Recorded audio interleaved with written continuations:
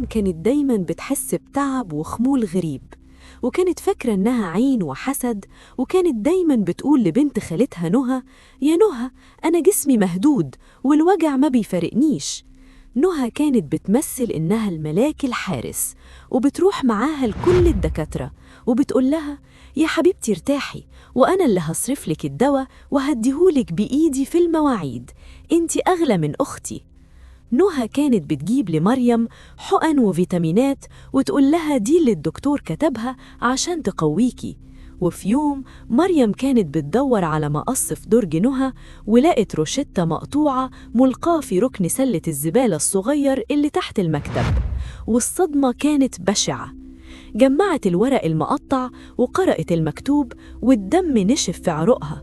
الروشتة كانت باسم مريم فعلاً، بس الدكتور كان كاتب لها فيتامينات عادية.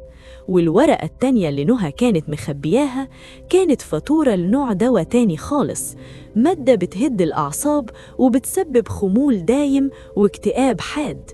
اتضح إن نهى كانت بتبدل الدواء الحقيقي بدواء منوم قوي عشان مريم تفضل دايما نايمة وتعبانة، ونهى تظهر قدام العريس اللي متقدم لمريم إنها هي اللي شايلاها، وتقوله بوش كله نفاق: يا خسارة، مريم صحتها بقت في الأرض ومش هتقدر تفتح بيت، أنا اللي قايمة ببيتها وبكل حاجة. مريم القلب اتكسر 100 حتة، والدموع كانت نازلة زي النار وهي بتكتشف إن السم كان بيتحط لها في كوباية العصير من إيد أقرب الناس.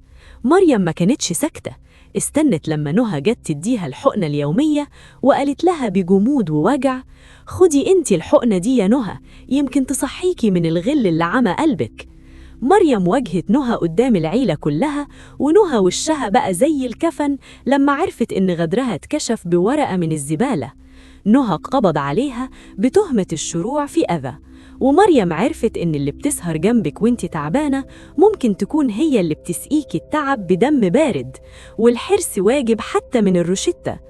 ودي كانت حكاية من حكايات مايا اللي بتعرفنا إن اللي يبين لك إنه بيعالجك وهو بيحفر لك القبر، ربنا بيفضحه بأبسط تفصيلة، وكسرة القلب من القريب بتعلم العمر كله.